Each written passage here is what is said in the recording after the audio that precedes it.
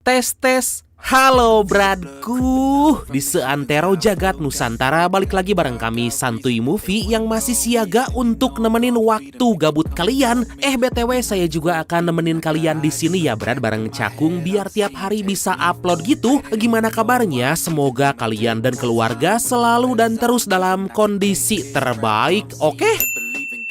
Sebuah aksi kelompok pencurian profesional yang sangat mahir dan jenius dalam melancarkan aksinya. Film berjudul Live ini rilis di tahun 2024 dan masih anget-anget gimana gitu Brad. Ceritanya seru banget dan wajib banget disimak. Nah, gimana keseruannya? So, biar semangat, mari kita ucapkan sama-sama secara serentak, oke? 1, and 2, and 3, apa?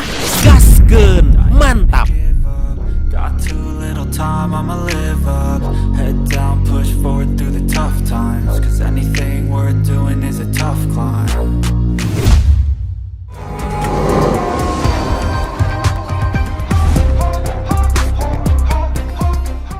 Dalam sebuah acara pelelangan yang terletak di wilayah Venesia, para tamu undangan berdatangan dan memakai topeng. Tapi beda dari yang lain, seorang pria yang bernama Cyrus ini malah menunjukkan identitas aslinya. Diketahui pelelangan yang lagi berlangsung ini diawasi oleh para agen Interpol di bawah pimpinan seorang wanita yang bernama Abby, karena ternyata Cyrus adalah seorang pencuri kelas kakap yang diduga akan beraksi di tempat itu.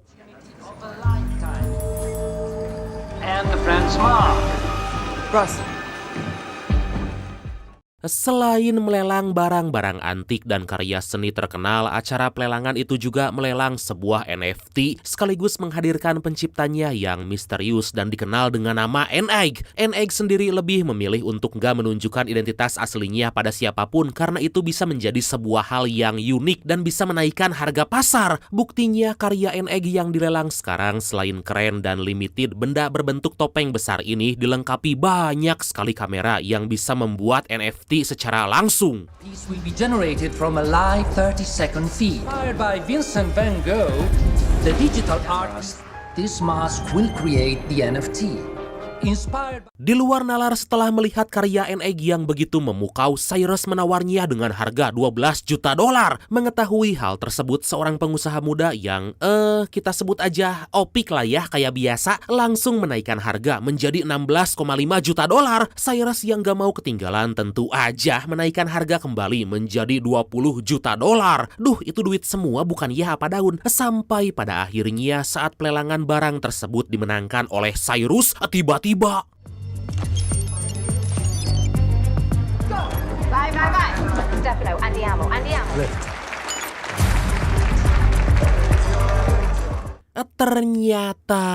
Ternyata semua adalah ulah Cyrus dan kelompoknya yang ingin mencuri beberapa barang antik di pelelangan. Kelompok Cyrus diketahui terdiri dari si Magnus, si pembobol berangkas, Camilla, cewek cantik yang sangat hebat dalam mengemudi apapun, Denton, seorang bapak-bapak yang ahli dalam penyamaran, Misun, cewek manis mencenut amburahoy blasteran Cina yang ahli dalam bidang peretasan alias hacker, dan yang terakhir Luke, seorang insinyur muda atau dengan kata lain si paling segala bisalah. Dan setelah semua rencana mereka berjalan dengan mulus, Cyrus dan kelompoknya kabur dengan membawa N-Egg.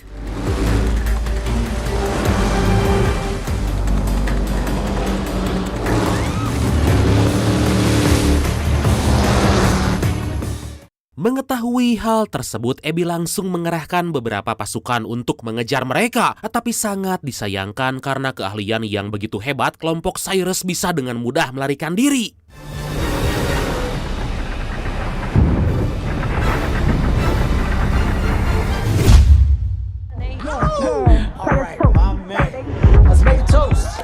Setibanya di kapal pesiar, kita bisa melihat wajah asli N-Egg yang ternyata diperankan oleh Mamang Ned dalam film Spider-Man. Pada kesempatan itu, Cyrus menepati janjinya membeli karya NFT N-Egg senilai $20 juta dan berpesta ajojing sampai pagi. Wow! Just wanna have a good night. Yeah, about to catch another fight.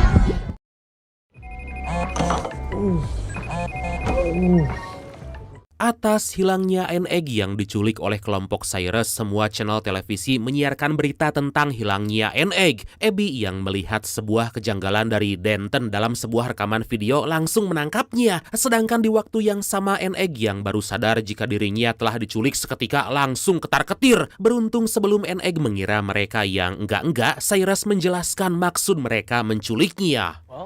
The whole world now thinks that you've been kidnapped. Last night, And it's being reported the artist's own acclaimed American artist N8 is missing this morning following an... Cyrus menunjukkan gambar sebuah lukisan Mona Lisa yang awalnya hanya bernilai $25.000. Tetapi setelah berita pencurian lukisan itu tersebar ke seluruh dunia, lukisan Mona Lisa menjadi berharga hingga bernilai $860 juta. Dan berkat Interpol dan sebuah iklan gratis yang menayangkan penculikan NEG, kini semua NFT karya NEG melonjak pesat di pasaran sampai di harga $89 juta. Disinilah Cyrus mengatakan maksudnya di mana dia meminta 40% dari laba hasil penjualan karya NFT NEG.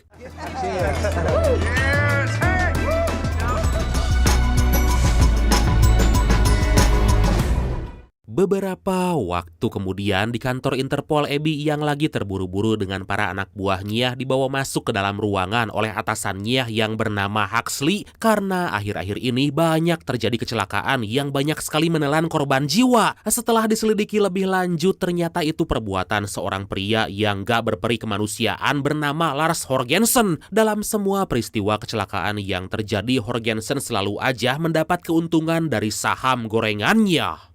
Millions could die. And Jorgensen would make billions of it.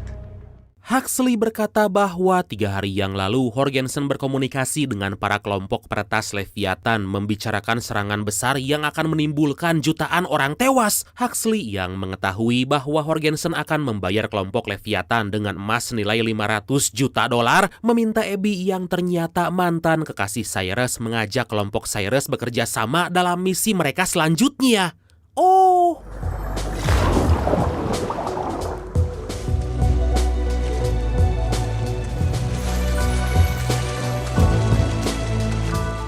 pada malam hari, Abby pun langsung mengunjungi Cyrus dan menerangkan ingin mengajak bekerja sama. Mendengar hal itu, Cyrus tampak enggan karena dia tahu seberapa kejamnya Horgensen. Tetapi setelah Abby menjelaskan bahwa itu semua demi keselamatan banyak orang dan berjanji akan membebaskan semua hukuman pada kelompoknya, dengan berat hati Cyrus menuruti permintaan Abby asalkan Abby harus ikut.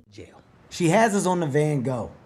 Plus, and not that this should sway any... Dengan kehadiran Abby, semua anggota kelompok Cyrus menolak karena menganggap jika itu hanya sebuah jebakan. Tapi setelah melihat kedatangan Denton yang ternyata benar dibebaskan oleh Abby, semua kelompok Cyrus pun sepakat dan mau mendengarkan rencana yang akan mereka lakukan.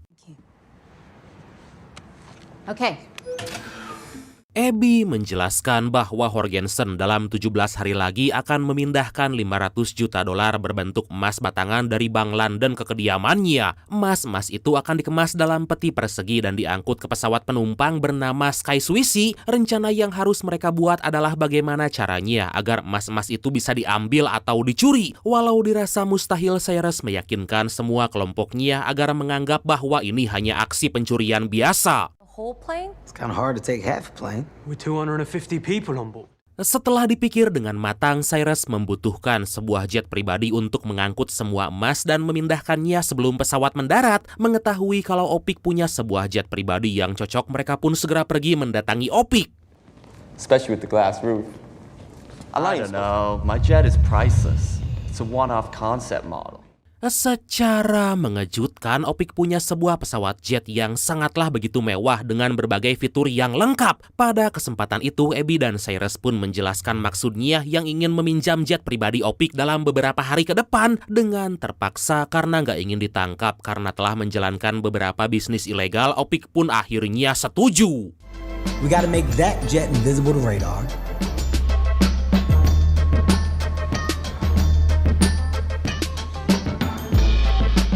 Akhirnya kelompok Cyrus melaksanakan tugasnya masing-masing, yang dimana Magnus mencari cara agar bisa membobol berangkas. Dari dalam pesawat yang lagi terbang, Camilla belajar cara mengemudikan sebuah pesawat jet agar bisa berada tepat di bawah pesawat untuk mendapat sinyal, dan agar visibilitas sekitar pesawat tetap stabil, Cyrus menyuruh Luke untuk membongkar NFT egg yang dia beli, menempelkan semua kamera pada jet, dan membuatnya sedemikian rupa agar gak terlihat. I keep getting caught. Find a way to get it close to an A380 to swap signals. Gak ketinggalan, Mamang Denton berakting layaknya seorang bapak-bapak seperti biasa, membawa beberapa barang yang dibutuhkan. Sedangkan Misun mencari cara agar bisa memasuki sistem pesawat dan membuat semua rencana berjalan dengan lancar. Tapi karena alat penghilang radar yang digunakan mereka, yaitu APSP, bila diaktifkan secara bersamaan dalam dua pesawat akan terdeteksi, Abby yang punya seorang teman dari kontrol lalin udara di daerah yang akan dilewati pesawat pun langsung membawa Cyrus menemui orang itu.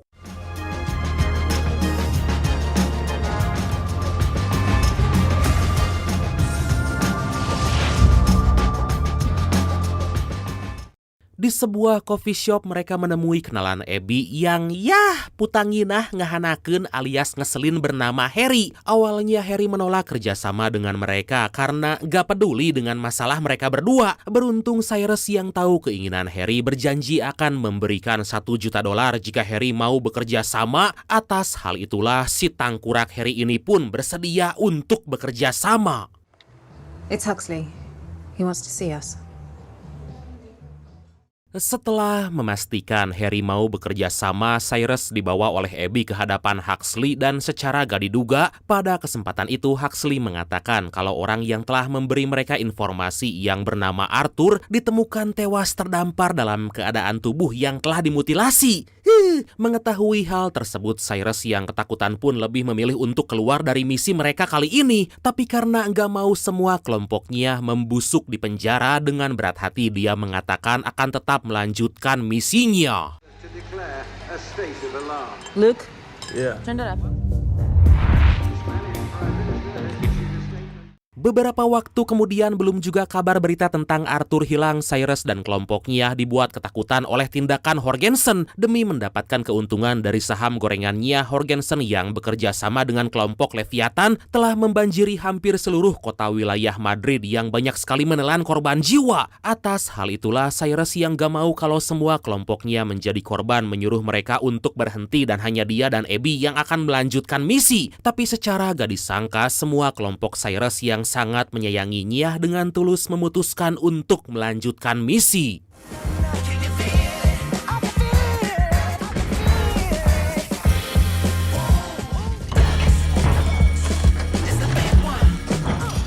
Karena alat APSP berbentuk seperti bom dan sangat sulit untuk dibawa ke dalam pesawat penumpang, mereka pun memisahkan bagian-bagian APSP agar bisa dibawa masing-masing orang dan dirakit dalam pesawat nanti.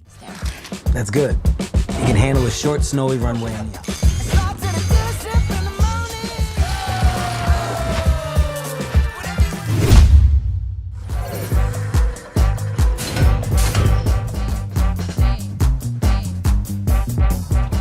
Singkat cerita, akhirnya hari yang ditunggu-tunggu pun tiba. Terlihat di Bandara Heathrow, London, Cyrus dan kelompoknya berhasil memasuki pesawat yang berisi emas-emas Jorgensen. Tapi saat pesawat akan lepas landas, mereka dikagetkan dengan Luke yang ternyata gak jadi ikut dalam misi. Di tempat lain, Camilla telah bersiap-siap menerbangkan jet silumannya untuk berada tepat di bawah pesawat mereka nanti.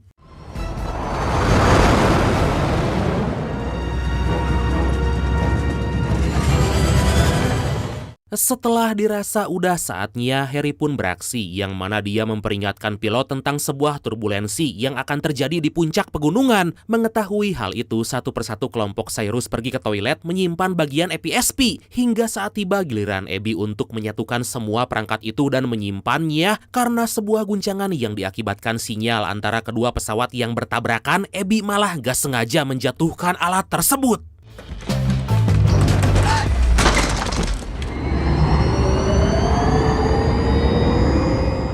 Cyrus yang merasa ada hal yang gak beres segera masuk ke toilet membantu Abby merakit alat EPSP. Di waktu yang sama, Camilla berusaha agar jet yang dia kemudikan bisa tepat berada di bawah pesawat. Dan gak ketinggalan, Magnus pun melancarkan aksinya, membobol berangkas yang ada di pesawat itu. Beruntung atas kerjasama yang sangat baik, sejauh ini mereka berhasil menjalankan misi.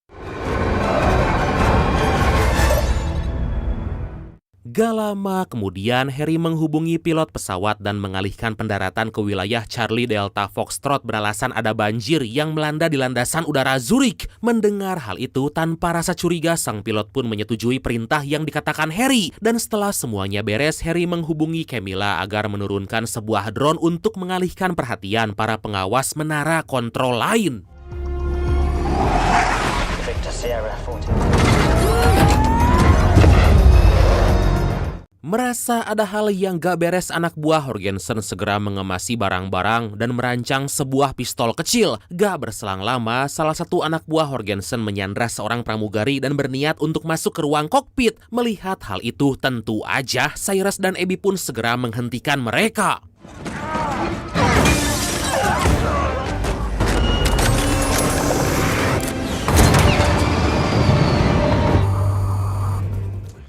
Perkelahian gak bisa terhindarkan lagi. Walau hanya berdua, Cyrus dan Abby bisa membuat anak buah Horgensen sedikit kesulitan. Di waktu yang sama, pesawat yang mereka tumpangi tiba-tiba mendapat sebuah masalah karena mendarat di atas hamparan es. Dan saat Cyrus dan Abby akan mengecek Magnus, tiba-tiba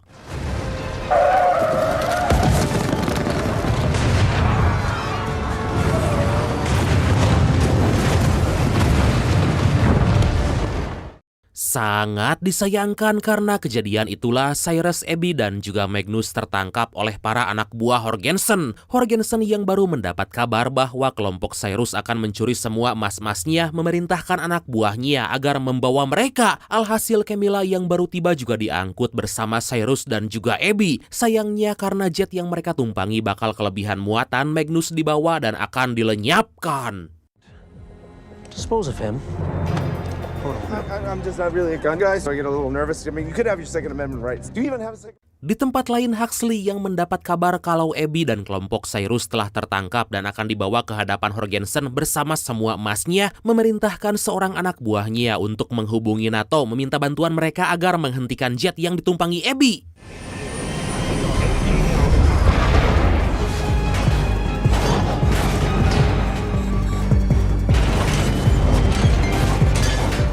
Di waktu yang sama, Camilla yang cerdik mengemudikan pesawatnya dengan ekstrim bermaksud untuk melepas mode jet siluman mereka. Sementara itu, Magnus yang akan dieksekusi oleh anak buah Horgensen dengan cerdik bisa membalikan keadaan dan langsung kabur.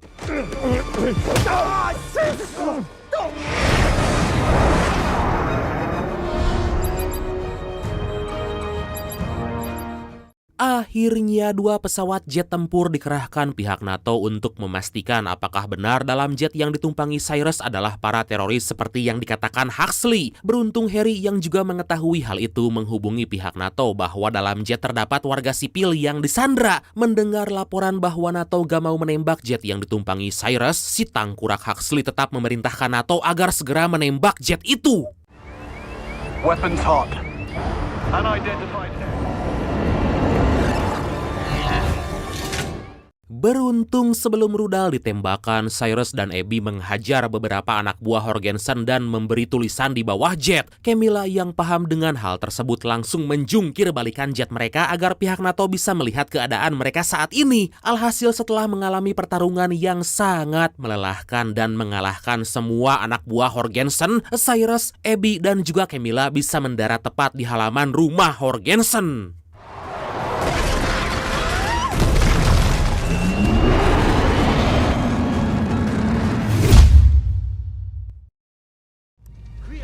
Corrac! Andiamo!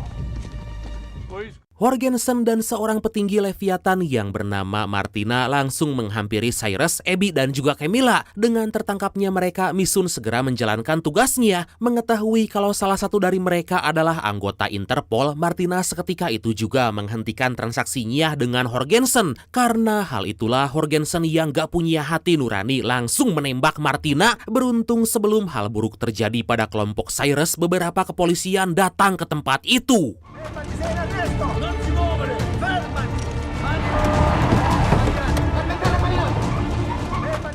Karena para polisi belum percaya pada kelompok Cyrus, dari sebuah layar yang terletak di bawah pesawat, Misun menayangkan cuplikan Martina yang ditembak oleh Horgensen. Gak berselang lama, Huxley dan para agen Interpol lain datang ke sana dan langsung menangkap Horgensen. Mengetahui kalau Huxley berniat untuk melenyapkan mereka tadi, secara gak diduga, Abby seketika itu juga keluar dari Interpol dan memutuskan untuk bergabung dengan kelompok Cyrus. Wow!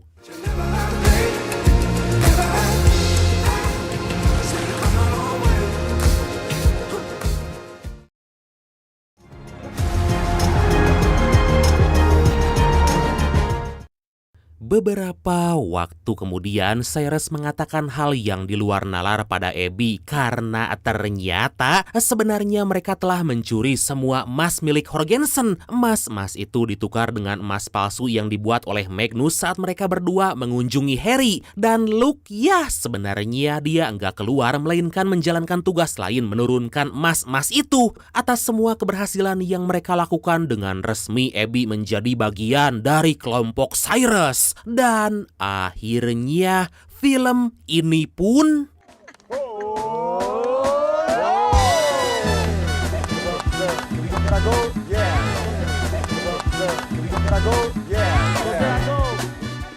tamat.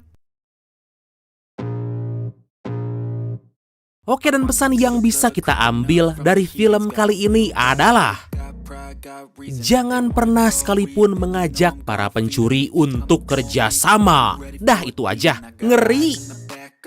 Oke bradku, makasih banyak udah nonton sampai akhir. Seperti biasa, mohon maaf karena masih banyak kekurangan. Semoga kalian dan keluarga sehat selalu. Salam sukses, salam santuy, dan see you next time. Bye-bye. Ngopi heula atuh. I could go heal them. Don't believe in fate, don't believe in ceilings. I just need a taste and my mind starts peeling. I don't pace myself, I grind on kneeling. Got lust for change, I just love the feeling. No, I ain't gonna give up. Got too little time, I'ma live up. Head down, push forward through the tough times. Cause anything worth doing is a tough climb. And I ain't gonna give up.